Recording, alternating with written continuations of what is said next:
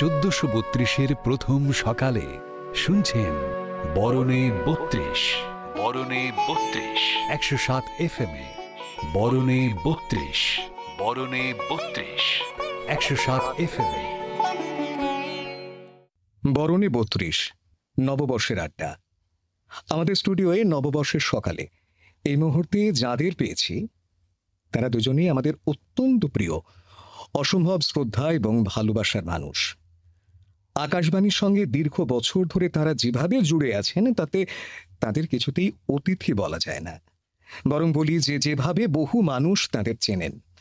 শ্রুতি অভিনয়ের সম্রাট এবং সম্রাজ্ঞী, এবং সর্বোপরি কথায় কাজে ভাবনায় দুই আদ্যন্ত বাঙালি যাদের নাম প্রায় একসঙ্গে উচ্চারিত হয়, জগন্নাথ বসু, উর্মিমালা বসু। শ্রদ্ধেয় এই দুই মানুষ আজ আমাদের সঙ্গে। শুরুতে দুজনকে বলি শুভ নববর্ষ। শুভ নববর্ষ। শুভ নববর্ষ শ্রোতাদেরও জানাচ্ছি শুভ নববর্ষ।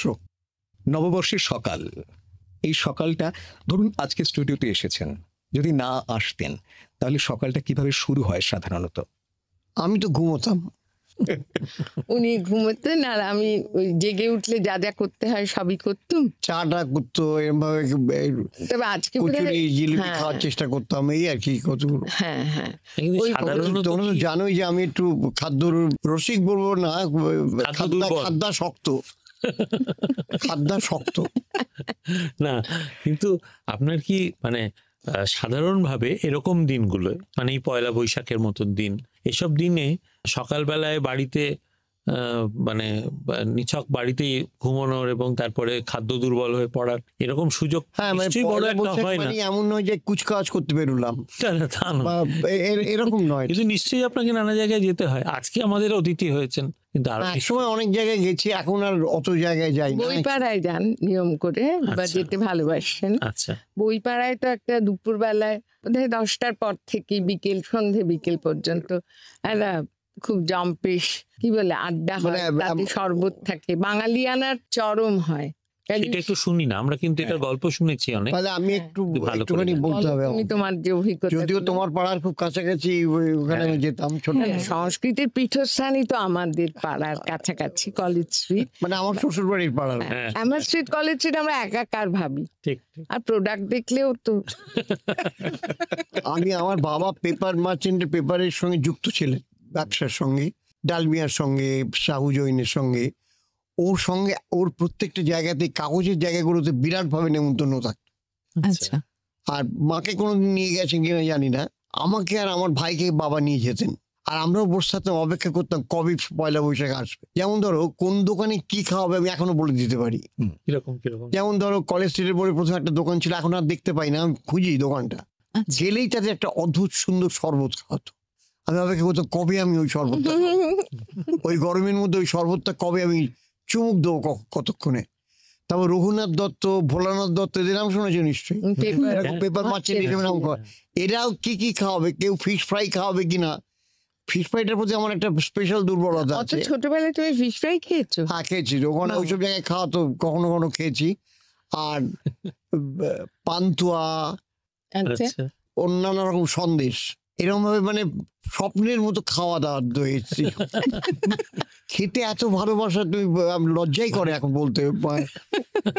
এখানে আমি একটু অন্যদের কাছে আসি, সেটা হচ্ছে যে আপনার ছোটবেলায় তো ওই পাড়ারই কাছাকাছি না, আমাদের ছোটবেলায় কিন্তু না বাড়িতে বাড়িতে নতুন বছর নিয়ে এত মাতামাতি ছিল না। মানে আমি শুধু আমাদের বাড়ি বলে বলছি না, আমার মামার বাড়ি বা যেসব পাড়ার বন্ধুদের সঙ্গেও খেলাধুলো করেছি, সবাইকে যে বাড়িতে একটা করে নতুন জামা দেয়া হতো নতুন বছরে, এরকম আমাদের সময় এই চলটা ছিল না। খাওয়া দাওয়ার একটা স্পেশালিটি ছিল, মানে দুপুরবেলা যেহেতু সেটা ছুটির দিন, বাবা বাড়ি থাকবেন, সেই কারণে হয়তো 2 রকম মাছ হলো, মাংস হলো, সকালবেলা একটা লুচি তরকারি হবেই। অন্যদিন তো সেগুলো সকলেরই ব্যস্ততা, মায়েরও ব্যস্ততা। মাকে তো নতুন শাড়ি পরে কখনোই পয়লা বৈশাখ দেখিনি। বাড়ির বিশেষে এটা তফাৎ হয়। ওদের বাড়িতে যেমন নতুন জামা কাপড়ের চল ছিল না, আবার অনেক এমন বাড়ি আছে পয়লা বৈশাখ নতুন জামা হবেই। না না, সেটা মনে রেখেই আমি বলছি, সেটা মনে রেখেই আমি বলছি যে তখন এত উপহার বিনিময়ের প্রথাও ছিল না। পুজোর সময় যেরকম একটা আবশ্যিক ছিল, এখন যেমন আমিও তো শিখেছি পয়লা বৈশাখ আসছে বলে আমার মনে হচ্ছে যে বাড়িতে যারা যবে থেকে ভেতরে ওটা বেজেছে, যে বাড়িতে যারা সাহায্যকারিণী আছেন তাদের একটা করে কাপড় দেব, কি মেয়েকে একটা কিছু যে ব্যাঙ্গালোর থেকে আসছে তার হাত দিয়ে একটু মেয়ে জামাইয়ের জন্য পাঠিয়ে দেব। এই যে একটা প্রবণতা, এটা কিন্তু আমি অন্তত পরে শিখেছি।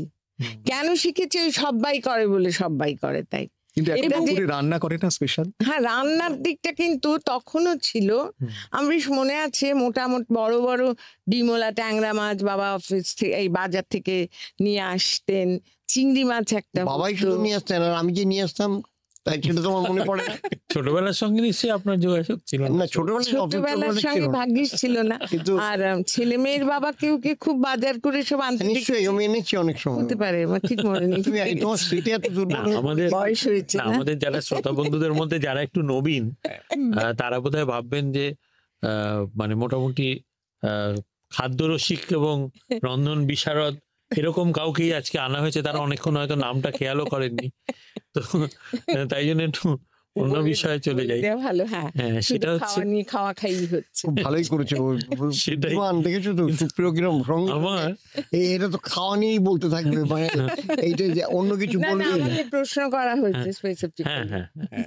আর আমার একটু ওইটা নিয়ে একটু প্রশ্ন যে মানে ছোটবেলায় বড় বড় সাহিত্যিকদের আমি অনেক বইতে পড়েছি আর কি, যে তারা সমস্ত যাদের রীতিমতো তারকা খ্যাতি ছিল, তো তাদের অনেকেই মানে প্রায় প্রত্যেকেই কলেজ পাড়ায় আসতেন, এবং অনেক সময় ছাত্রছাত্রীরাও মানে যাকে পছন্দ, মানে সমরেশ বসুকে দেখার জন্য একটা ভিড় হতো। এটা সুপ্রিয় একটা কথা বলি, এইটা আমি একটু আমি কথা বলতে হচ্ছে আমাকে। হ্যাঁ, আমি যে অঞ্চলটায় থাকি আশ্চর্যভাবে হ্যাঁ। সেই অঞ্চলটা সাহিত্য। একদম। সাহিত্যিক এটাই পণ্ডিত বলতে ছিলেন। আমার চাচ্ছিলাম। বাড়ি থেকে 5 মিনিটের ঠিক। দূরত্বে কাজী নজরুল ইসলাম, হ্যাঁ, হ্যাঁ, হ্যাঁ।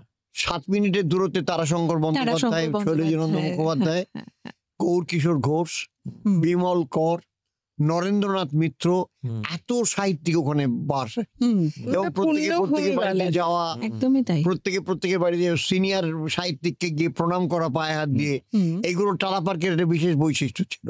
হুম। এগুলো আমার কাছে খুব মানে, আর তাছাড়া সবচেয়ে মজার কি জানো শ্যামলী, একটা যেটা হয়, আমি ধাত্রী দেবতাটা পড়ছি, হুম, আমাদের কোর্সে ছিল ওটা, হুম, বাংলা বেতে কোর্সে ছিল, খুব মন দিয়ে পড়ছি, তো পরীক্ষা এসে গেছে পাগলের মতো তখন অবস্থা পড়ছি, হঠাৎ দেখি হাতে ছড়ি নিয়ে দুরন্ত একটা পাঞ্জাবি পরে তারাশঙ্কর বন্দ্যোপাধ্যায় হাঁটছেন। আমি মনে মনে ভাবলাম যে তুমি লিখলে বলি আজকে আমার এই অবস্থা, এই দুর্গতি। এই দুর্দশা, আজকে এইভাবে পড়াশোনা করতে হচ্ছে আমার। না, ছোটবেলায় বা যে বয়সটায় আর কি এইসব সাহিত্যিক দিকে আমাদের একটা ঝোঁক যায়। আমার পয়লা বৈশাখের স্মৃতি কথাটা পড়া যত বেশি, কারণ আচ্ছা। কোনো কারণে তখন ঠিক কলেজ ছুটি যাওয়া নয়, তবে আমি গুণীজন সান্নিধ্য বিভিন্ন উপলক্ষে খুবই করেছি। হুম। সেখানে নরেন দেব, রাধারানী দেবী নিয়মিত আসতেন, তারপর মৌমাছি, হুম। উনি, বিমল ঘোষ, বিমল ঘোষ। স্বপন বুড়ো, হুম, হুম। এদের অখিল দেখেছি, নিয়োগী। অখিল নিয়োগী, এদের সব দেখেছি। আমাদের ছোটবেলায় তো আবার এদের ওই নামগুলোতেই আমাদের কাছে বেশি হ্যাঁ, তাই। ছদ্ম আদর নামগুলো। ছিল। পরে জ্ঞান হয়ে অন্যরকম হ্যাঁ। হয়েছে। হুম। আর এই সময়টার বাংলাটা নেই, যে কথাগুলো বলতে বলতে আমার মনে পড়ে যাচ্ছে মৌমাছিদের একটা দল করে মণিমেলা এই করানো, ঠিক। সব পেয়েছি রাসর করানো, এই যে ব্যাপারগুলো ছিল না, এটা কি সেগুলো নববর্ষেও মানে নববর্ষের জাতীয় ক্রীড়া ও যুব শক্তি না কি একটা হ্যাঁ, ছিল, তখন হতো। তারা এই সমস্ত এইটাই ছিল। কাজ করতো। হ্যাঁ। হুম, বিকেল বেলা এটা হতো, সেই কিন্তু আমার লক্ষ্য কোমর থাকতো বেঁধে কখন ওটা হয়ে যাবে তখনই আবার কিছু মনে আবার করলাম চলে আসি সিঙ্গারা জিলিপি জায়গায়। থাকবে।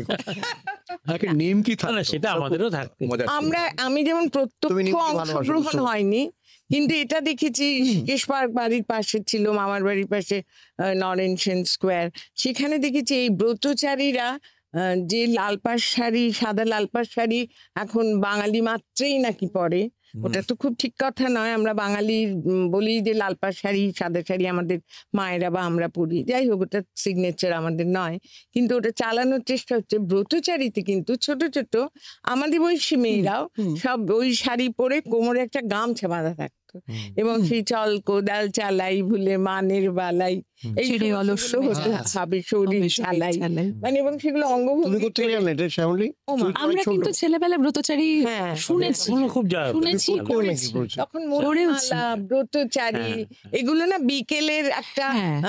খেলার জায়গা ছিল। শুধু তো লেখাপড়া করতে অত বলা হতো না, আর অত সন্ধে হয়েছে মানে চাঁদ উঠে গেলেই সন্ধে হয়ে গেছে, বাড়ি চলে আসতে হবে, এই একটা শাসন ছিল। কিন্তু বিকেলে বেরোনোর ব্যাপারে কোনো বিধিনিষেধ ছিল না, এরমও ছিল না ওর সঙ্গে মিশবি ওর সঙ্গে মিশবি না, এরমও ছিল না। কাজেই ছোটবেলাটা বেশ একটা অন্যরকম আনন্দের পরিবেশ ছিল, এবং সেখানে যারা অংশগ্রহণ করতো তারা শুধু সম্পূর্ণ বাড়ির নয়, এই যে আমি পয়লা বৈশাখের কথাই বলছি নয়, মানে আমাদের যে অন্নদা দিদি বাড়িতে থাকতো, হয়তো তার ছেলেও সেখানে থাকতো, এমনকি বাবু মিয়া ভাইয়ের বাচ্চারাও থাকতো।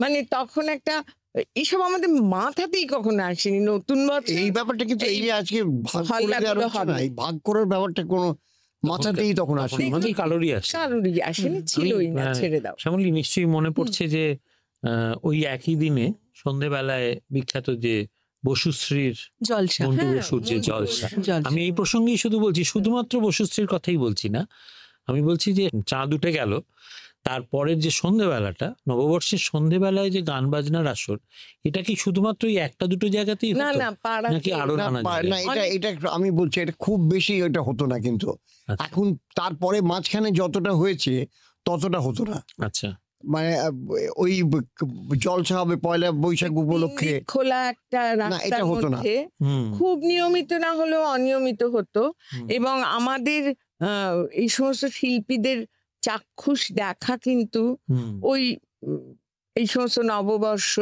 তাছাড়াও যেটা বেশি হতো তখন আমার মনে হয় মন্টু বসুর যেমন এটা খুব বিখ্যাত ছিল, বিখ্যাত ছিল। সেখানে উত্তম কুমার আসতেন, সমরেশ বসু হ্যাঁ, আসতেন, হ্যাঁ। এবং আমরা যাবার তো কোনো প্রশ্নই হ্যাঁ, ছিল না। ঢোকারই উপায় থাকতো না। তুমি দক্ষিণে। বিশ্বজিৎকে বাদ দিও না, বিশ্বজিৎ সেই সময় হিট। বিশ্বজিৎকে জগন্নাথ আলোচনা থেকে একটু সরিয়ে রাখবো, এই কারণে রাখবো যে বিশ্বজিতের তো প্রকাশিত রেকর্ড আছে, মানে তার একজন অনেক গান আছে, সজল চৌধুরী সুরে পর্যন্ত গান গেয়েছে, হ্যাঁ, কাজী গায়ক হিসেবে তার একটা প্রতিষ্ঠাও ছিল, পরবর্তীকালেও গেয়েছেন টেয়েছেন।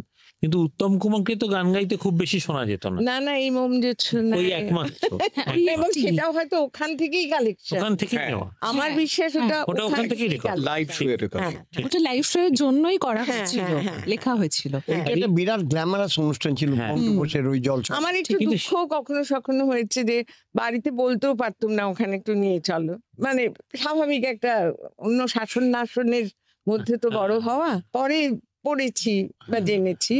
আর সাহিত্যিকদের প্রতি না একটা বিষাক্ত আকর্ষণ ছিল, কি আকর্ষণ? বিষাক্ত, এ আবার কি হ্যাঁ বিষাক্ত আকর্ষণ, মানে বিষাক্ত আকর্ষণ তো কখনো- হ্যাঁ ওটা কিছু এই যেন হচ্ছে স্বপন কুমারের কোনো তোমাদের গোয়েন্দা গল্প। না না, তোমাদের যেমন একটা সিগারেট ইত্যাদির প্রতি বিষাক্ত আকর্ষণ গড়ে ওঠে একটা বয়সে, আমাদের বিষাক্ত উপমাটা আকর্ষণ সুন্দর। ওইটা ছিল যে কোন মানে সমরেশ বসুকে চোখে দেখতে পাবো, হ্যাঁ। বাড়ি বাড়ি না উত্তম কুমার এবং সমরেশ বসু একসাথে আসেন, দেখবেন খেয়াল করে দেখলাম জগন্নাথ। হচ্ছে তো আমি। সুনীল গঙ্গোপাধ্যায় খুবই ওদের- আপত্তিকর ব্যাপারটা। ওদের প্রথম ওভারটিউন হলে যখন দেখেছিলাম যে সন্ধ্যেটায় কবিতা সিংহকেও, ওটাকে আমি মনে করি আমার জীবনের একটা অক্ষয় সন্ধ্যা। তা ও যে পাড়াটা থাকতো সেটা কিন্তু আর আশপাশেই কিন্তু একেবারে পাবলিক সমস্ত শ্রেষ্ঠ লোকগুলো ঘুরে ওভারটিউন বেড়াচ্ছে। হল YMCA, তাই তো। ওয়াইমসির যে পুরনো বাড়িটা আছে প্রেসিডেন্সি ছাড়িয়ে ভবানী দত্ত লেন হুম। ক্রস করে, হুম। সেখানে যেদিন সন্ধ্যেবেলা আচম্বিতেই হুম, ঢুকে পড়ে দেখছি না, অসম্ভব একটা অনুভব, হুম। অসম্ভব একটা অনুভব। এবং মিষ্টির সঙ্গে কিন্তু একটা পয়লা বৈশাখের সম্পর্ক আছে, বরাবর। এটা কিন্তু বরাবর আন্দোলন আছে। কথাটা আমরা ছেড়ে এসেছি। না, না, আর সেটা- উত্তর ওটার জন্য কলকাতা মানেই তো মিষ্টি, হ্যাঁ। ভাজাভুজি। মাঝামাঝি কিন্তু এই মিষ্টি ব্যাপারটাই কিন্তু পয়লা বৈশাখের সঙ্গে জড়িয়ে আছে। মানে বিখ্যাত বিখ্যাত প্রকাশক প্রকাশক। আছেন, হুম। তাদের কে কেমন খাবার দেবেন সেটাও কিন্তু খুব ইম্পর্টেন্ট, হুম, মানে নববর্ষের সঙ্গে আপনার খাওয়া দাওয়ার স্মৃতিটাই ভীষণ বেশি জড়িত। আছে।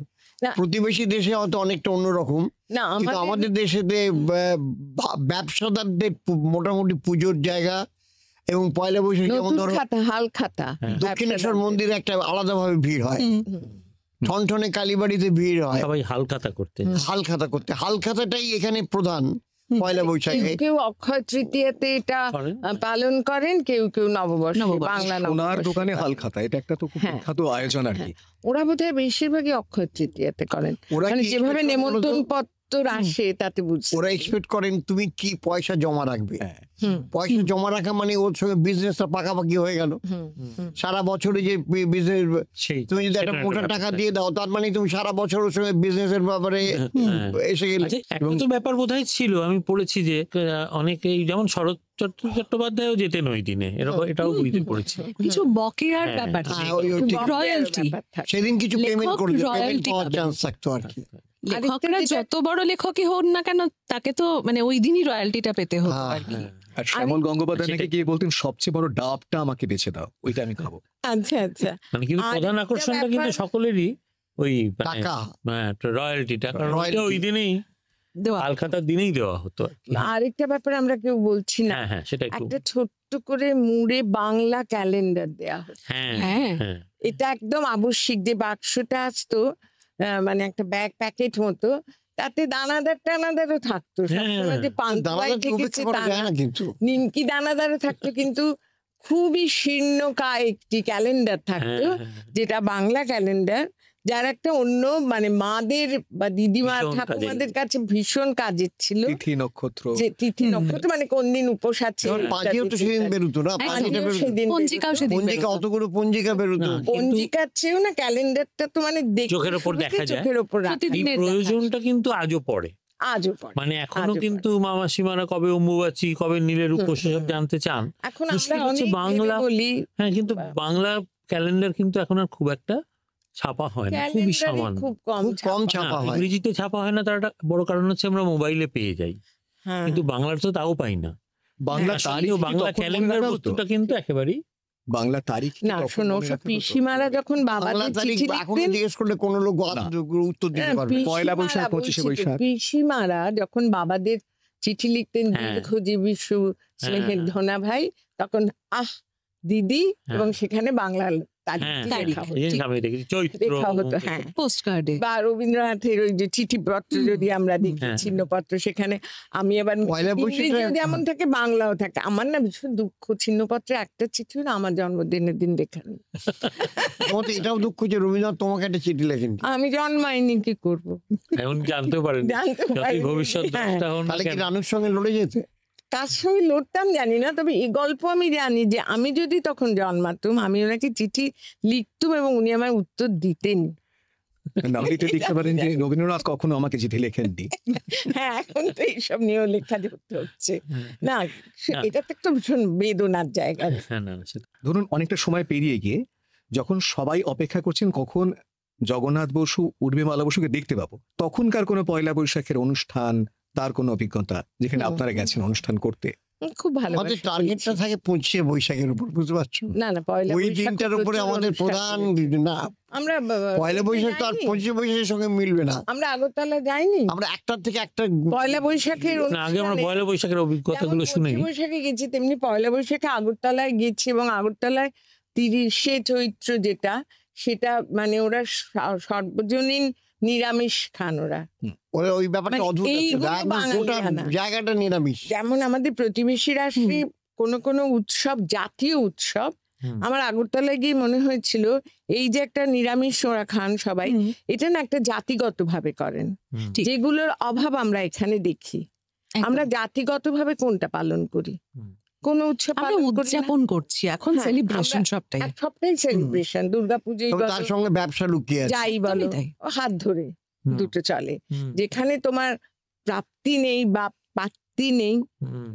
সেখানে তার কিছু দামও নেই। হুম। এইটা তো আমাদেরও পয়লা বৈশাখের অনুষ্ঠান হয়েছে, এবং সেখানে গেলে যেটা হয় না, বোধহয় একটু বেশি ভালোবাসা পাই সেদিন। কেন বলি, উৎসব বলে তো অনেক বেশি জমায়েত হয়, হুম। আর জমায়েতের সঙ্গে সঙ্গে না অনেক সময় পারফরমেন্স অনেক খুলে যায়, ঠিক ঠিক শ্রোতা পেলে, মানে সেই একেলা গায়কের নহেক গান। হুম। এটা কি সেরকম। হয় সুপ্রিয়, আমরা যেখানেই যাই না কেন আমরা জানি কোন কোন জায়গায় গেলে ভালো অডিয়েন্স পাবো। তারা যেমন আমাদের মাপে, আমরাও ওদের মাপি। ঠিক আমি আছে। একটা নাম করে বলছি, বেহালা।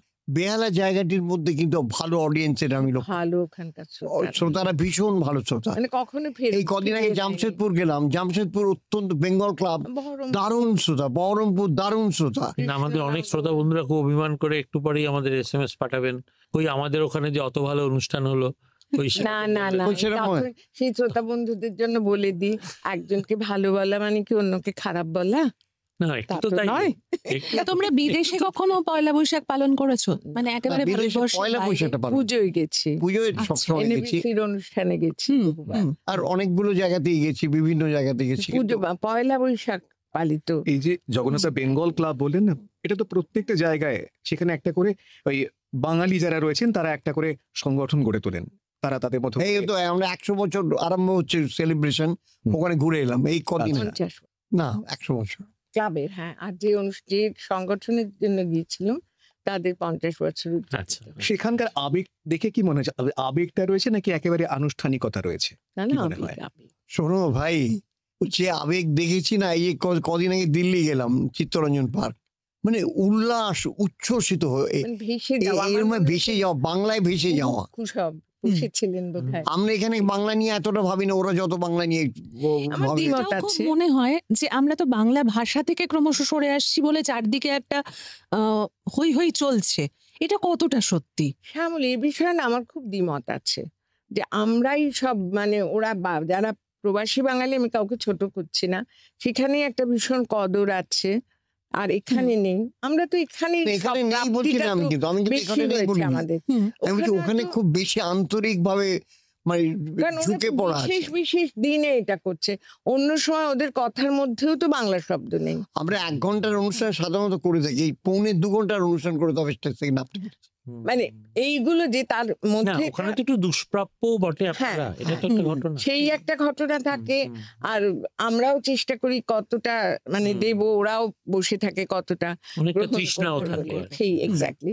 কিন্তু এরকম আমার কখনো মনে হয় না, কারণ আমরা কলকাতার বহু মানুষ এখন যদি আমি আমার কথার মধ্যে একটা দুটো ইংরেজি শব্দ ব্যবহার করি, সেটা খুব বড় কথা নয়। আমার যাপিত জীবনের মধ্যে আমি ওরম ইংরেজির অনেক কথা বলতে গেলে বঙ্গীকরণ হয়ে গেছে, বাংলার আর একটা অনুবাদ হ্যাঁ, করতে ঠিক। পারে। বঙ্গীকরণ হয়ে গেছে। হ্যাঁ, আবার একটু আমরা তাহলে প্রসঙ্গ পাল্টাই। সেটা হচ্ছে যে আকাশবাণীতে যখন কাজ করতে আসছেন, আমি প্রথমে জগন্নাথ দাকে দিয়ে শুরু করা ভালো। কখনো এরকম এই মানে পয়লা বৈশাখে সম্প্রচারিত হতো তো সারাদিনই নানা রকম অনুষ্ঠান। করেছি হ্যাঁ, পয়লা বৈশাখে আমাদেরও এমন যেমন- অনুষ্ঠানও করেছি এখান থেকে, হ্যাঁ, সেইটা একটু লাইভ শুনি। অনুষ্ঠান। সেই স্মৃতিগুলো একটু শুনি। খুব বেশি দিন আগের নয়, কিন্তু লাইভ অনুষ্ঠান করেছি। তার স্মৃতিটা মানে পুরনো কথা, সবই একই ধরনের, কিন্তু লাইভের তো একটা মজা থাকেই তো। না, কিন্তু আমরা তো মানে লাইভটায় পরবর্তীকালে অনেকটা অভ্যস্ত হয়েও হ্যাঁ, গেছি, হ্যাঁ।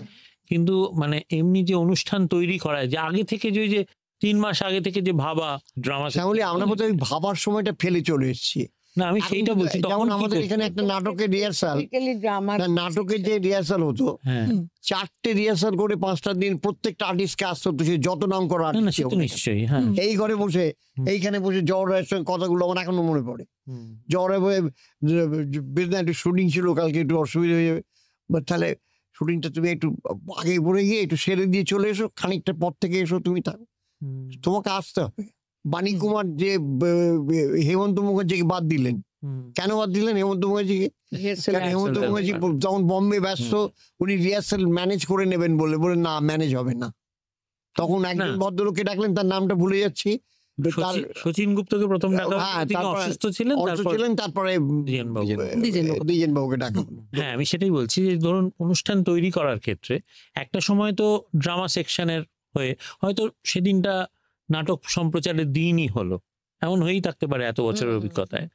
আবার এমন হতে পারে তার জন্য একটা কোনো বিশেষ নাটক ভাবলেন, যেটা ওই বাংলা নববর্ষের সঙ্গে, হ্যাঁ, তার একটা এই মিলন সাধারণত থাকবে নববর্ষের বা জন্য অন্য যেটা হতো- অনুষ্ঠান। না বলছি নববর্ষের জন্য যেটা হতো, তোমার প্রশ্নটা উত্তর দিচ্ছি, নাটকের ডিপার্টমেন্ট এই ব্যাপারে থাকতো না, থাকতো না।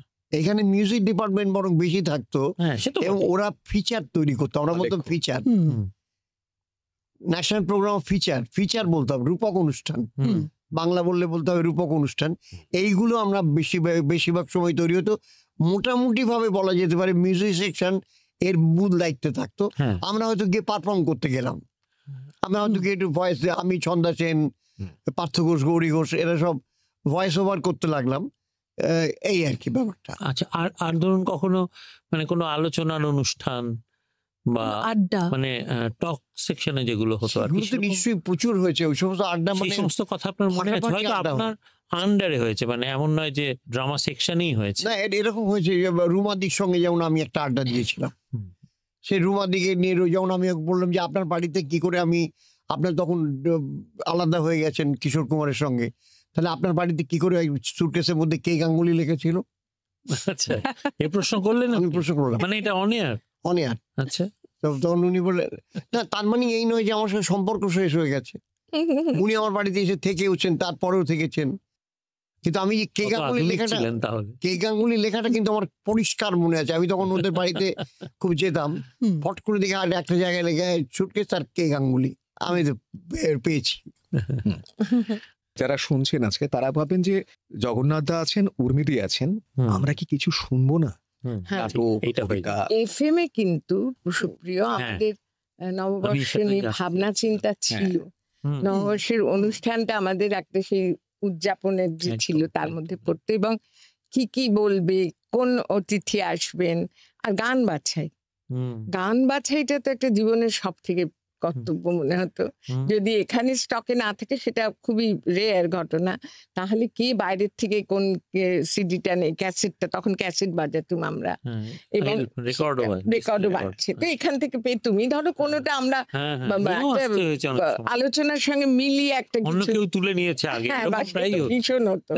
কাজেই সেইগুলো নিয়ে তখন একটা অন্য তৎপরতা ছিল, তার ফলে পুরো ব্যাপারটাই না একটা ভীষণ হই হই করে আনন্দ করে কাজ করা। সেটা কিন্তু এখনো সেই ট্র্যাডিশন চলছে। মানে চলছে একদম। বাংলা, হ্যাঁ, বাংলা নববর্ষটা আচ্ছা, ওই শোনার উদযাপনটা সত্যি আমাদের একটু ভোরবেলাকার কবিতা অনুষ্ঠান, শোনাতে তো তার ইচ্ছে করছে, কিছু করার দীর্ঘদিনের নেই। ইতিহাস আছে। হ্যাঁ, তোমাকে কি দেব উপহার, স্মৃতিটুকু সকালবেলার, তাই নিয়ে তুমি খুশি হবে, হবে না? কি আর করি তবে, বিকেলে কেমন করে বলো, এনে দি রোদ ঝলমলো, তার চেয়ে আমাকেই নাও, থরো থরো দুহাত বাড়াও, নিয়ে যাও তোমার সকালে কামরাঙা ডালিমের ডালে, তোমাকে কি দেব উপহার, স্মৃতিটুকু সকালবেলার। খুব খুব উপযোগী কবিতা হলো আজকের অনুষ্ঠানে। মানে সেটা নিশ্চয় আপনার কাছ থেকে পাবো। না, আমরা এটা আবার না- তোমার জন্য আমি দায়ী, আমার জন্য তুমি। এই যে তুমি প্রেমের খেলায় হার মানো, হার মানি, এই যে আমি তোমার ছলা সব জানি, সব জানি, এই যে তুমি আমায় ঠকাও, তোমায় ঠকাই আমি, সবের জন্য আমি দায়ী, আমার জন্য তুমি। কবিতাটা খুব ভালো, কিন্তু পয়লা বৈশাখে আমরা এসব ঝগড়াঝাঁটির কথা না বলবো। ঝগড়া তো নেই কোনো, আমি চেষ্টা করি আর কি। খেলার ঝগড়া। তুমি কি এটা করবে, বনানী মুখোপাধ্যায়ের আমরি বাঙাল ভাষা? একটু একটু পড়ি, দু একটা ডায়লগ পড়ি।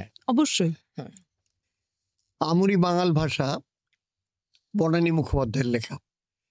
এসো, অনেক রাত হয়ে গেল, খুব টায়ার্ড লাগছে না? সারাটা দিন যা ধকল গেল।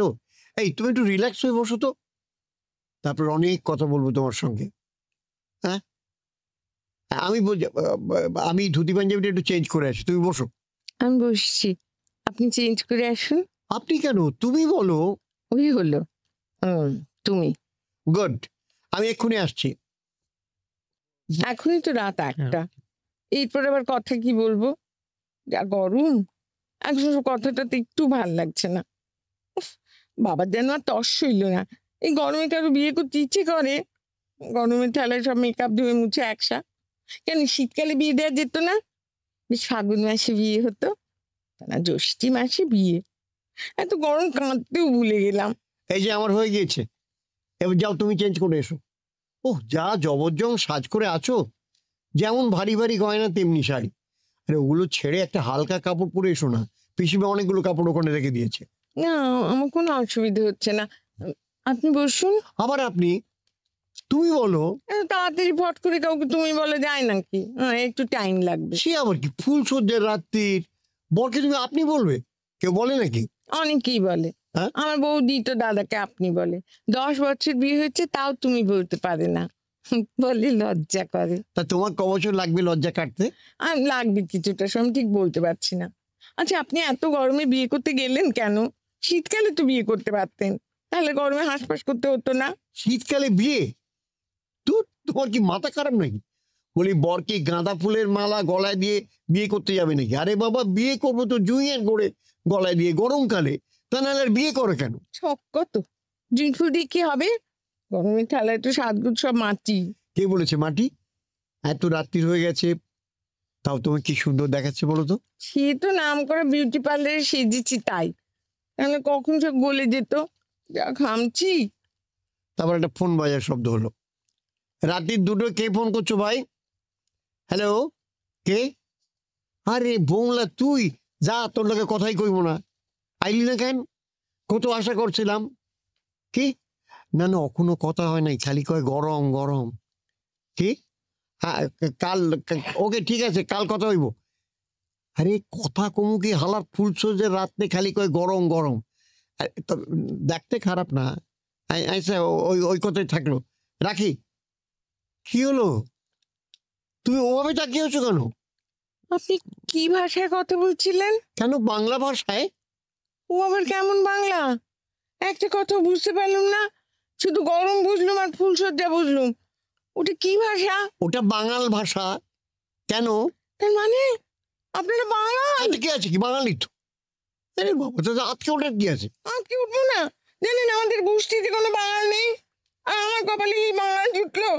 বাবা গো, তুমি আমার সঙ্গে এরকম বেইমানি করলে? এটা কিন্তু খুব বাড়াবাড়ি হয়ে যাচ্ছে বলছি। ফুলসজ্জার রাত্রিরে কেউ স্বামীর সঙ্গে এইভাবে কথা বলে না। আপনি কি সব সময় এরকম করে কথা বলেন নাকি? না, সবসময় বলি না, খুব আনন্দ হলে বলি, আবার রাগ হলেও বলে ফেলি। ও, আপনি কিন্তু আগে জানানো উচিত ছিল যে আপনারা বাঙাল। কেন? তোমার বাবা সব জানতেন। তবুও আপনার আরেকবার বলা উচিত ছিল। আমি তো বিশ্বাসই করতে পারছি না যে ও বাবা রে, আমার বাঙালির সঙ্গে বিয়ে হয়েছে। তুমি তো আচ্ছা মেয়ে, তখন থেকে খালি ঘ্যান ঘ্যান করে চলেছে, বাঙাল বাঙাল বাঙাল। আজ ফুলসজ্জা, কোথায় তুমি একটু মিষ্টি মিষ্টি করে কথা বলবে তা না? দাঁড়ান মশাই, একই গরম তাই বাঙাল, একই সাক্ষীর করার, দুদিকেই কাটবে। এই আমার কিন্তু রাগ বাড়তে আছে, এরপর কিন্তু ঠিক কইরা কথা কইতে পারুম না, কইয়া দিলাম। বাবা আবার শুরু করলেন। বাবা গো, তোমার মনে এই ছিল? এই কি হলো, বিড়বিড় করছো কেন? তুমি কি শোয়ার আগে মন্ত্র পড়ো নাকি? শোয়া ওসব ভুলে যান ভাই, এত গরমে আমি কোনোদিন শুতেই পারি না বলে। ভাই? তুমি কি আমার ভাই বললে নাকি? বলেছি বুঝি, তা হতে পারে যে গরমটাতে বাবাকেও মাঝে মাঝে ভাই বলে ফেলি। আপনাকে বলবো এটার আশ্চর্যের কি আছে? তোমার এত কিসের গরম?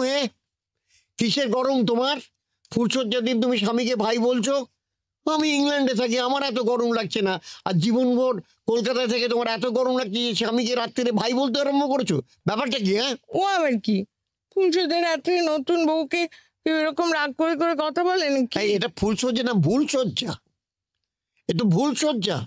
যত কত ঘোরাবার চেষ্টা করছি, সে এক সুর বাজিয়ে চলেছে, গরম গরম গরম। পাগল করে দিলে একেবারে। গরমকে গরম বলবো না তো কি ঠান্ডা বলবো? কি এবার কেমন কথা? ও বাবা, আপনি আবার রেগে যাচ্ছেন নাকি? মুখটা ওরম করছেন কেন? তাহলে তো আবার সেই আবার কি? সেই আবার কি? যেন সমস্ত নাম করা লোকেরাই হচ্ছে সেই, মানে বাঙাল। বুঝতে পেরেছো? কোনো দিন না, সবাই বাঙাল। উত্তম কুমার বাঙাল, সৌমিত্র চাটুর্যে সব ঘটি কাঠ ঘটি আমাদের মতো। আর সুচিত্রা সেন কি, সাবিত্রী চ্যাটার্জি কি, অপর্ণা সেন কি, সব সব বাঙাল আমাদের মতো। তাই? অপর্ণা সেন? কি হলো, মুখটা চুপসে গেল যে? তাও তো আমি আসল নামটা বলিনি। আসল নাম আবার কি? জ্যোতি বসু। কি সর্বনাশ!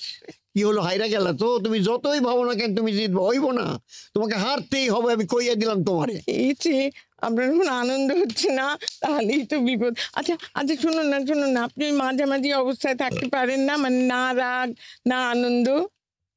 তোমাকে নিয়ে তো মহা বিপদ হয়ে গেল দেখছি। এত বড় মেয়ে, ফুলসজ্জির কোনো মানে বোঝে না, তখন থেকে বাল আর গরম গরম করে কাটিয়ে দিল। আমি ছাদে যাচ্ছি, আমার খুব ফুলসজ্জা হয়েছে। সেই ভালো, হ্যাঁ ওখানেই যান, ওখানে হাওয়া আছে, ভাল লাগবে আপনার। আসলে কি জানেন, আমি তো আবার বেশি গরমে অজ্ঞান হয়ে যাই। কি হয়ে যাও? অজ্ঞান। অজ্ঞান? তা এখনো কি অজ্ঞান হবে বলে মনে হচ্ছে নাকি তোমার? হতেও পারি। জানেন তো, আমার না দুর্গাপুরে একটা সম্বন্ধ হয়েছিল, ভদ্রলোককে একেবারে বর্ষানো আমির খানের মতো দেখতে, কিন্তু ওখানে তো বড্ড গরম, তাই ঠাকুমা রাজি হলো না। কার মতো দেখতে বললে? আমির খানের মতো, অবিকল। তিনি কে? বাবু, আপনি কে আমির খানকে চেনেন না? হ্যাঁ, রঙ্গিলা লগন, মঙ্গল পান্ডে, রং দে বাসন্তী। আরে বুঝেছি বুঝেছি, মুম্বাইয়ের হিরো না? সেই ভদ্রলোককে বুঝি তোমার পছন্দ ছিল? ছিলই তো, আমির ছিল। খানের মতো দেখতে না? আমি ছাদে যাচ্ছি, কারণ এইসব শুনে আমার এখন একটু একটু রাগ হচ্ছে। আপনি ছাদেই যান। হ্যাঁ, এখানে যা গরম। আমার গরম গরম করো না তো, ভাবতেছো কি তুমি? একবার কয় গরম, একবার কয় বাঙাল, ব্যাপারটা কি? এইটা ফুলসজ্জার কাঠ না শ্মশান ঘাট? ধরতারি নিকুচি করেছে ফুলসজ্জার, আমি চললাম। বাপরে, কি রাগ! সত্যি, বাবা যে আমায় কার হাতে তুলে দিল। কে বলেছিল জ্যৈষ্ঠ মাসে বিয়ে দিতে? এই বাবা, ঘড়িতে তো রাত 3টে। যাই, এবার বেনারসিটা ছাড়ি।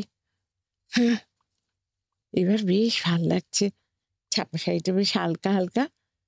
এবার আমি একটু শুই, ঘুম তো আর হবে না, যা গরম। আচ্ছা, এবার একটু বৃষ্টি হলো না কেন? হুম, একটু পরেই ভোর হবে। ও বাবা, তিনি তো ছাদে শুয়ে আছেন, ডেকে আনবো? ফুলসজ্জার দিন বর ছাদে শুয়ে আছে, লোকে দেখলে কি বলবে? যাই, ডেকে আনি। শুনছেন? এই যে, শুনছেন? কে? কি হয়েছে? কিছু হয়নি, হ্যাঁ? ভোর হয়ে আসছে। ও। আপনি ঘরে শোবেন, চলুন, উঠুন। যাই, তুমিও চলো। কি হলো? কি দেখছো? আপনাদের ছাদ থেকে তো খুব সুন্দর সানরাইজ দেখা যায়, ঠিক পুরীর মতো, তাই না? আসলে আমরা তো থাকি ভবানীপুরে, চারদিকে শুধু বাড়ি বাড়ি আর বাড়ি। সেই বাড়িগুলোর ফাঁক দিয়ে আকাশটা যে কোথায় লুকিয়ে পড়ে, দেখতেই পাই না। আপনি আপনি আমার দিকে অমন করে তাকিয়ে আছেন কেন? কতদিন কতদিন পরে ছাদে আমি সানরাইজ দেখলাম। আমি যখন ছোট ছিলাম, তখন রোজ ভোরবেলায় আমার বাবা মা এখানে বসে সানরাইজ দেখতেন। আমি দুজনের মাঝখানে বসে থাকতাম। ভোরের নরম আলো আমার বাবা মায়ের মুখের উপর পড়তো, আর আমি অবাক চোখে তাকিয়ে থাকতাম। তুমি তুমি কিছু মনে করিও না, আমি জানি তুমি বাঙাল ভাষা বুঝতে পারো না, কিন্তু আমি এই ভাষায় কথা কই কেন তুমি জানো? এই ভাষায় কথা কইলে আমি আমার বাবা মায়ের ফিল করতে পারি। তুমি তুমি কিছু মনে করিও না। না না, আপনি বলুন, আমি বুঝতে পারছি। অ্যাটলিস্ট আপনার সেন্টিমেন্টটা আমি বুঝতে পারছি। 3 দিন ধইরা আমি তাদের খুঁজতে আছি। আইজ আইজ ভোরে এই সানরাইজ দেখে আমি বুঝতে পারলাম তারা আছে, তারা আছে, আমার বুকের ভিতর আছে, আছে। Thank you, thank you. ঠিক আছে, এখন চলুন, ঘরে চলুন। সকাল হতে এখন একটু বাকি আছে, একটু ঘুমিয়ে নেবেন, চলুন। বাহ, তুমি তো বেশ সুন্দর কথা বলতে পারো। তাহলে কাল রাত্রি রং করলে কেন? মাঝখান থেকে ফুলসজ্জাটা মাটি হলো না? কে বলেছে মাটি হলো? আজকে হবে। আপনি একটু ভগবানকে ডাকুন না বাবা, যেন আজ খুব বৃষ্টি হয়। না না, সে কি কথা? কি বলছো তুমি? আজকে বৃষ্টি হলে চলবেই না। কেন? আরে আজ তো নাটক দেখতে যাবো, সব বন্ধুরা মিলে গিরিশে, তুমিও যাবে। তাই? হ্যাঁ, কি নাটক? মাধব মালুসে কইন্না। বাবা ও, কি হলো? কি হলো? কি তোমার শরীর খারাপ লাগছে নাকি? এরকম কোকিয়ে উঠলে কেন? কি হয়েছে? আমি যাবো না। হ্যাঁ, আমি কিছুতেই যাবো না এই নাটক দেখতে। আপনার দু একটা কথা বুঝতেই আমার প্রাণ বেরিয়ে যাচ্ছে। তো 2 ঘন্টা ধরে এই নাটক কে দেখবে? সব তো ওই কথা। দায়বদ্ধ, চলুন না বাবা, মেঘনাথ ভট্টাচার্য যাচ্ছে, আমার খুব প্রিয়। শোনো, বিভাস চক্রবর্তী আমার খুব প্রিয়। আমি কোনো কথা শুনতে চাই না। আজ সন্ধ্যায় গিরিশ মঞ্চে নাটক দেখতে যাবোই যাবো। আবার কি, ইচ্ছে না হলেও যেতে হবে? একই গরম, তারপর সারাক্ষণ নাটকে ওই ভাষা, কি শুনবে কে? আমি কিছুতেই যাবো না। চলুন না বাবা, দায়বদ্ধ, মেঘনাথ ভট্টাচার্যকে আমার খুব। চপ, একেবারে চপ। তখন থেকে এক কথা কইতে আছে, কখনো কয় গরম, কখনো কয় আমির খান, এখন আবার মেঘনাথ। মেঘনাথকে ভালো লাগে। লাগেই তো। লাগবো না, লাগবো না, শুধু আমারে ভালো লাগবো। আমি তোমার স্বামী না? ফুলসজ্জাই হলো না তো স্বামী। হইব দিনে ফুলসজ্জা, রাত্রে নাটক দিনে ফুলসজ্জা, হইব। কি করে হইব? বৃষ্টি তো হলো না। হইব, নিশ্চয় হইব। খারাপ, ভগবানের কাছে একটু প্রে করে নাই, আল্লাহ মেঘ দে, পানি দে, ছায়া দে রে। ও বাবা, চুপ করুন। আপনার যে গলা, ও গান শুনলে বৃষ্টি 100 মাইল দূরে পালিয়ে যাবে। আমি গাইছি, শুনুন। হ্যাঁ। আই বৃষ্টি ঝেপে ধান দেব মেপে, আই বৃষ্টি ফুল করে গাইলে চলবো না, নির্মলেন্দু চৌধুরীর মতো উদাত্ত ছোটে গাইতে হইব। আল্লাহ মেঘ দে, পানি দে, আল্লাহ মেঘ দে, পানি দে, আল্লাহ মেঘ দে, পানি দে, ছায়া দে রে তু, আল্লাহ মেঘ দে। আমরা মানে যদিও আজকে বৈশাখ, জ্যৈষ্ঠ নয় আর রাতও নয়, তবে সকাল তো বটেই। একদম। তো কাজেই আমরা একটুখানি আসলে নতুন বছর যেদিন এসে যায় তখন তো সারা বছরটাই সামনে পড়ে থাকে। কাজে এমন নয় সানরাইজটা যেটা প্রতিদিনই সানরাইজ একই রকম সুন্দর, কিন্তু নতুন বছরে চোখটাও কিরকম নতুন লাগে। আর ভোরবেলা উঠলে না একটা অদ্ভুত ভালো লাগে। কথা বলছে করে আমি তো ঘোরের মধ্যে আছি। প্রতিদিন সূর্য ওঠে তোমায় দেখবে বলে, খুব ভালো লাগে কিন্তু ভোরবেলা উঠতে পারলে। এই নাটকটার সূত্রে আমার একটা কথা খুব মনে হচ্ছিল, সেটা হচ্ছে আমাদের ভাষা, আমাদের যে বিভিন্ন রকম রিজিওনাল ল্যাঙ্গুয়েজ, সেগুলো থেকেও কিন্তু আমরা অনেকটা সরে যাচ্ছি। বারে বারে মনে হচ্ছে যে আমাদের ভাষার মধ্যে অন্য শব্দ ঢুকছে, সারা জীবনই ঢুকেছে, মানে বরাবরই ঢুকেছে। ভাষা তো নদীর মতো, আরবি ঢুকেছে, ফার্সি ঢুকেছে, যে যখন এসছেন তার ভাষা আমরা আপন করেছি। কিন্তু এখন চারদিকে একটা গেল রব যে বাংলা ভাষা নেই, বাংলা ভাষা ছেলেমেয়েরা পড়ছে না, বাংলা বই পড়ছে না। এটা কতটা মনে হচ্ছে জগন্নাথদা, উর্মিদি, যে এটা কি সত্যি এরকম আমাদের তোমার আমার পাপ শ্যামলী? যদি কেউ দায়ী হয়, আমরা অভিভাবকেরা, আমাদের অভিভাবকেরাই কিন্তু আমাদের পুজোর সময় গল্পের বই এনে দিতেন। আমাদের অভিভাবকেরাই আমাদের সবাইকে চিনিয়েছেন, রবীন্দ্রনাথ চিনিয়েছেন, মা ঘুমপাড়ানি গান গেয়ে। এবং আমরা যারা স্বাধীনতার আশেপাশে জন্মেছি, তাদের ওই দেশাত্মবোধক বলো বলো বলো সবেটা সব এখন আমরা মুখস্থ বলতে পারি, গাইতে পারি। সেদিন যেদিন সুনীল জলধি হইতে কোত্থেকে, একদম সেই প্রাথমিক স্তরে মনের মধ্যে গেঁথে দেওয়া হয়েছে। কিন্তু এখন মা বাবারা ঘুমপাড়ানি গানগুলো তো পাল্টে গেছে। আমি কোনো ভাষাকে ছোট করছি না, কোনো গানকে ছোট করছি না, কিন্তু এইগুলো নেই। তার কারণ হচ্ছে বড় হওয়াগুলো পাল্টে গেছে। এখন যখন আমি মানুষের ছোটবেলার গল্প সিনট্যাক্সটা চলে আসছে, কিউ তারপরে একদম এরকম অনেক আছে, মানে বহু শব্দ আছে। বাচ্চাকে বেটু, এসব জীবনে ছিল না। সোনা, জাদু, মনি, বাবা, কত ডাক আছে সেখানে। হঠাৎ বেটু বেটু কেন? এগুলো হচ্ছে পরশ্রী কাতরতা কিনা আমি জানি না, কিন্তু অনুকরণ প্রবণতা তো বটেই।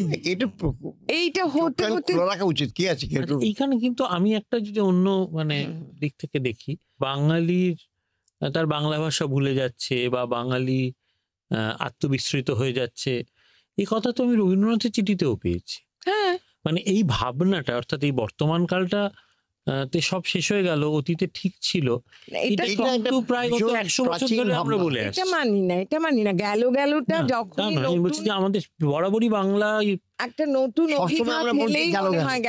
কিছু গেল না, সব নয়। আসলে পলি মাটি যেটা পড়ে, যে জায়গাটা উর্বরা করে, একটা মাটিকে উর্বর করে, সেই জায়গাটার সন্ধানটা আমরা জানি না সঠিকভাবে, বা আমরা সেই জায়গাটা খুঁজে নিই না।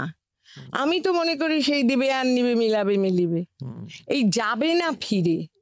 কিন্তু এখানে যদি তুমি মুখটা ফিরিয়ে রাখো, তাহলে তো তুমি প্রত্যাখ্যাত হবেই। এবং এই যে ছেলেমেয়েরা বলে না, কিসে এমএ পড়ি? বেঙ্গলিতে। কেন রে, বাংলা এমএ পড়ি বলতে লজ্জা করে নাকি? বেঙ্গলিতে এমএ পড়ি। কেন? Bengali honours. কেন? বাংলা বলুন, বাংলা বল। বাংলাটা ঠিক আসে না আর কি। বাংলা কবিতাটা বলো, কবিতাটাতে আমার ভয়ানক অপূর্ব কবিতার আপত্তি আছে।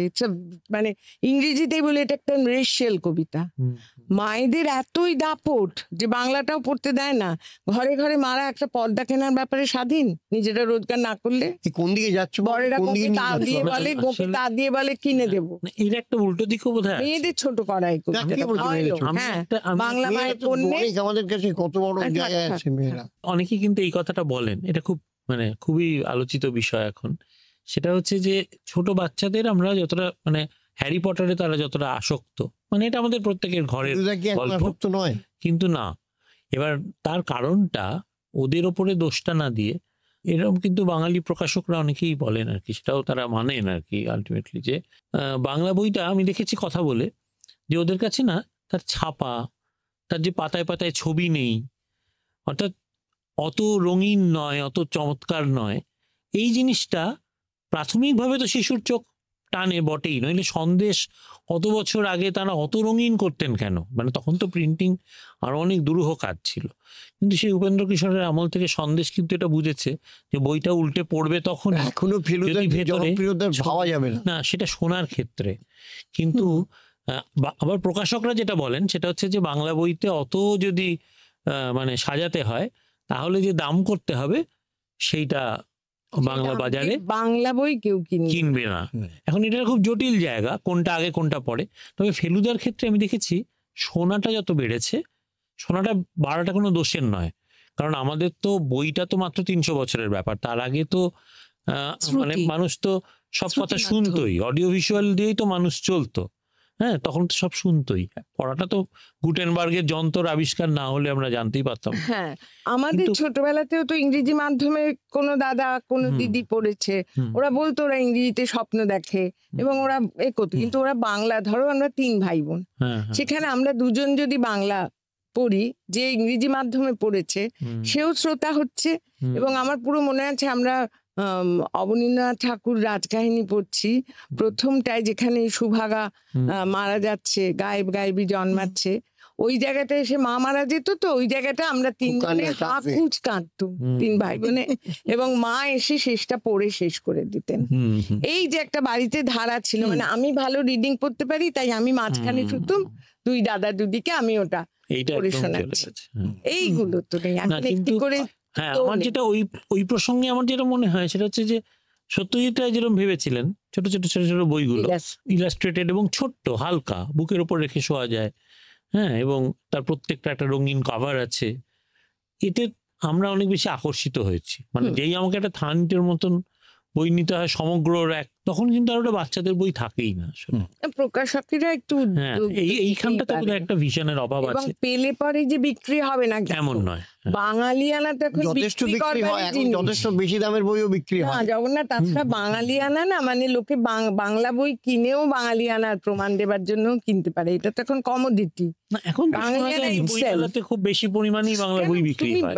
আজকে এই পয়লা বৈশাখী রেস্টুরেন্ট গুলো দেখো বাংলা থালি হুম, হুম, তো বিক্রি হয়, তো তার মানে খেতে ভাল লাগে বলেই লোকে কেনে। একদম। বাঙালিরাও যান, অবাঙালিরাও খাবারও যান। ভালো এই যে আমি ভালো হয় সেই তাহলে। একদমটাই বলে ফেললাম। না, এই বিনিময়টা তো হয়। ধরুন তাই ভাষা আছে, সাহিত্য আছে। ধরুন বাঙালির যে সংস্কৃতি, আজকে যদি বিয়ের সংস্কৃতি কথা বলি, সেখানে আগে যা যা হতো তার বাইরে এখন ওই সঙ্গীত, গায়ে হলুদ আর নয়, সঙ্গীত, হলদি, সঙ্গীত, মেহেন্দি, এটা কিন্তু আমরা খুশি মনে অনেকে গ্রহণ করে ফেলছি আর কি। কিন্তু ওই যারা দিব্যা- পারেনি আমার মতো মুখ করে আছে। না, এটাও তো এবং পাঞ্জাবি এখন কুর্তা হয়ে গিয়েছে, মানে কি পড়ছে কুর্তা পরবো আর কি। মানে এই বদল, এটা কি খুব মানে নেগেটিভ ভাবে না, দেখবেন? না, ভাষা নিয়ে আমার বদল টদলে খুব এই আপত্তি নেই, কিন্তু আচার বিচারও যে খুব আমরা ভীষণ আচারনিষ্ঠ ভীরু তাও আমরা নই। কিন্তু তুমি দুটোই রাখো, হ্যাঁ। যদি তুমি ভেবে দেখো, এই যে পুজো আমাদের, আমি একদম পরিষ্কার বলি, পুজো আমাদের যে উৎসব, বড়দিন সেটাও একটা উৎসব, সেটাও কতদিন ধরে চলে। এবং যদি মিলিয়ে দেখো ওই দুর্যোহা, সেটাও বাকরিদ, একটা বাকরিদ। উৎসব, এবং প্রায় পাশাপাশি পড়ে কিন্তু। পাশাপাশি হ্যাঁ, পরে, এবং দুর্গাপুজো, নিয়ম ঈদ। কানুন ভেবে দেখতে গেলে এক। আমাদের ছোটবেলায় পার্বণী বলে একটা জিনিস ছিল, পার্বণী নয় পার্বণী। হ্যাঁ, বড়দের কাউকে প্রণাম করলে 1 টাকা 2 টাকা 5 টাকা 10 টাকা দিলে তো রাজা, এরকম একটা ব্যাপার হতো। হ্যাঁ। কিন্তু পার্বণী ছিল। এখনো যেটা ঈদি আছে, ঈদি বলে যে জিনিসটা আছে, সেখানে তো নতুন জামা কাপড়, অর্থমূল্য, এবং এটার মধ্যে একটা সুন্দর ব্যাপারও আছে, যে ধরো নিঃসম্বল হুম, তাকে যদি তুমি ঈদি দাও, হুম, তোমাকে আশীর্বাদ করবেন আল্লাহ, অথবা এগুলো সবটার সঙ্গে সবকটার মিল আছে, হুম, প্রত্যেকটার সঙ্গে সবকটার মিল আছে। ক্রিসমাসও তো তাই, ওই যে ওদের যে কেকটা বড়দিনের খেতে হয়, আসলে আমরা প্রত্যেকটা সংস্কৃতির বিষয়গুলো না ভাবি তো। ভেতরে প্রবেশ করে জানি না। হুম, আমরা জানি যে এই হয় তাই হয়। হুম, আমাদের বাড়িতে একটি মেয়ে আসে, তাকে আমি জিজ্ঞেস করি যে বিকেলবেলা কি হবে, তখন এটা ইফতারে কি হবে বৌদি, ওই ভাত চাল রুটি তরকারি যা রাঁধবো রাঁধবো। মানে আমাদের যে একটা ইফতার মানে ধারণা আছে, প্রবল সবজি, খেয়াল, খাওয়া প্রবল করতে হবে। ফল, ড্রাই একটা ফ্রুটস, যারা সম্পন্ন নয় তেলে তাদের ভাজা। তা নয়, ওটা ক্যামেরার জন্য আর কি। তাদের কিন্তু ক্ষুণ্ণি বৃত্তি। হ্যাঁ, একদমই তাই। কিন্তু এটা ঘটনা যে এই যে যিনি আমন্ত্রণ জানাচ্ছেন তার সঙ্গে আমন্ত্রিত নয় এমন লোকও যে পংক্তি ভোজ করে, হুম, সেগুলো শিক্ষণীয়।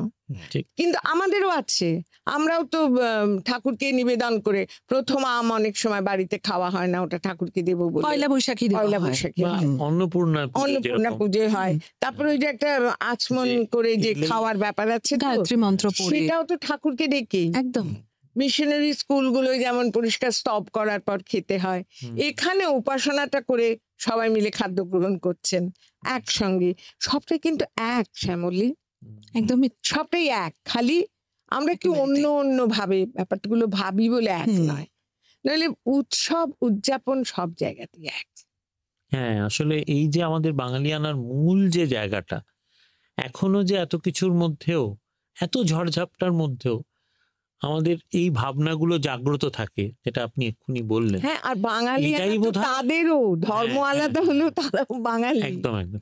এটাই আবার তো আসল। এই আবার কথাটা সেই যদি ভুলটা আমরা আগে বলছি। বোঝা যায় না কিন্তু যে এই কথাটাই কিন্তু আজকের অনুষ্ঠানের বোধহয় আমাদের মূল একটা সুর। সার কথা, হুম, যে মূল সুর। আমরা কিন্তু নানান রকম বদলেছি সময়ের সাথে সাথে, হুম, ঠিকই, হুম। কিন্তু আমাদের এই বাংলা ভাষার চৌহদ্দিতে এখনো কিন্তু আমরা ঠিক ততটা ভাগ হইনি না। যতটা হয়তো অনেকে করতে চান, চান। ঠিক কিন্তু তাই। সেরকমটা যে হয়নি না। সেটাতেই আমাদের আশা করি সেটা নববর্ষ হবেও সার্থক না। হলো। আর এই নববর্ষের প্রার্থনা সকালে নববর্ষ না প্রার্থনা। এইটা একটু জানতে চাইবে একদম শেষে, যে জগন্নাথ দা এবং উর্মিদি ছোট্ট ছোট্ট করে আমাদের বন্ধুদের জন্য যারা শুনছেন, নববর্ষের সকালে আপনাদের শুভেচ্ছা। অনেক আশীর্বাদ, ভালোবাসা, আদর, সারা বছর তোমরা ভালো থাকো, এবং শুধুমাত্র আমরা ওইগুলো নিয়ে ভেবো না, ওই যে কথাগুলো সুপ্রিয় এক্ষুনি বললো, আমরা ওগুলো না ভেবেও আমরা পরস্পরের মধ্যে কাঁধে কাঁধ মিলিয়ে থাকতে পারি, যাতে এই ভাবনাটুকু থাক আমাদের। সবাই আলোকিত হও মনের আলোয়।